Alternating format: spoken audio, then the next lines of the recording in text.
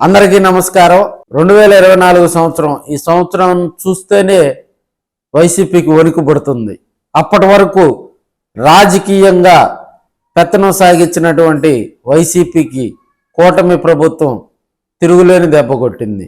5 సార్లు ఎమ్మెల్యేగా గెలిచి 2 సార్లు మంత్రిగా చేసినటువంటి బాలినేని శ్రీనివాసరెడ్డి ఒంగోలులో ఏకఛత్రాధిపతిగా మార్కును ప్రదర్శించినటువంటి బాలినేని శ్రీనివాసరెడ్డి 2024 సంవత్సరంలో ఆయనకు గట్టి దెబ్బ తగిలిందని చెప్పుకోవచ్చు.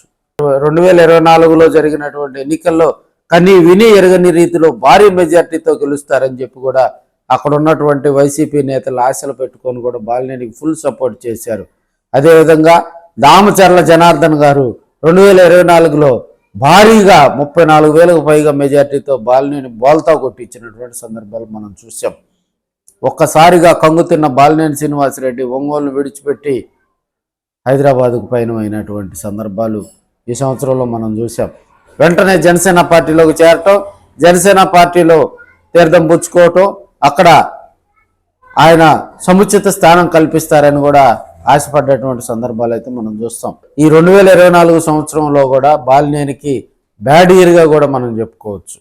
ఇప్పుడున్న పరిస్థితుల్లో జనసేనలో ఆయనకు ఎమ్మెల్సీ పదవి కేటాయిస్తారని, రాబోయే రోజుల్లో కూడా ఆయనకు జనసేన పార్టీలో సముచిత స్థానం కల్పిస్తారనే ఆశతోటి కూడా ఇక్కడ ఉన్నటువంటి బాలినేని ఫ్యాన్స్, అదేవిధంగా ఇక్కడ ఉన్నటువంటి గతంలో వైసీపీ కార్యకర్తలు, అదేవిధంగా ఇప్పుడు బాలినేని అభిమానులుగా చెప్పుకునేటువంటి కొందరైతే ఆశగా ఎదురు చూస్తున్నటువంటి సందర్భాలు అయితే మనం చూస్తూ ఉన్నాం.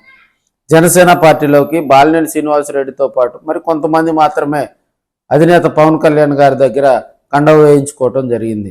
తదనంతరం పవన్ కళ్యాణ్ గారి దగ్గరికి జనసేన అభిమానులుగా, అదేవిధంగా బాలినేని ఫ్యాన్స్గా ఉన్నటువంటి బాలినేని అభిమానులు, అదేవిధంగా బాలినేని వర్గం అని చెప్పుకునేటువంటి ఒంగోలులో ఉన్నటువంటి కొంత వేలాది మంది జనసేన పార్టీలో చేరేందుకు సిద్ధమైనా కూడా అప్పట్లో కొంత ఇబ్బందికర పరిస్థితుల దృష్ట్యా కూడా వారందరినీ ఒక చోట చేర్చేందుకు బాలినేని శ్రీనివాసరెడ్డి ప్రయత్నాలు చేసినప్పటికీ కూడా అవి కార్యరూపం దాల్చలేదు. రాబోయే రోజుల్లో కూడా కొత్త సంవత్సరంలోనైనా 2025 సంవత్సరంలోనైనా కూడా జనసేన పార్టీలో బాలినేనికి సముచిత స్థానం కల్పించాలని చెప్పి కూడా ఇక్కడ ఉన్నటువంటి బాలినేని వర్గం అయితే గట్టిగా ఎదురు చూస్తూ ఉంది.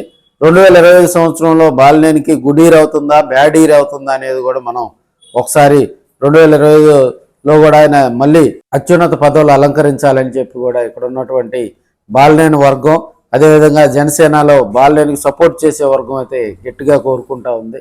మరి కొన్ని రోజులు వెయిట్ చేయాలి మరి.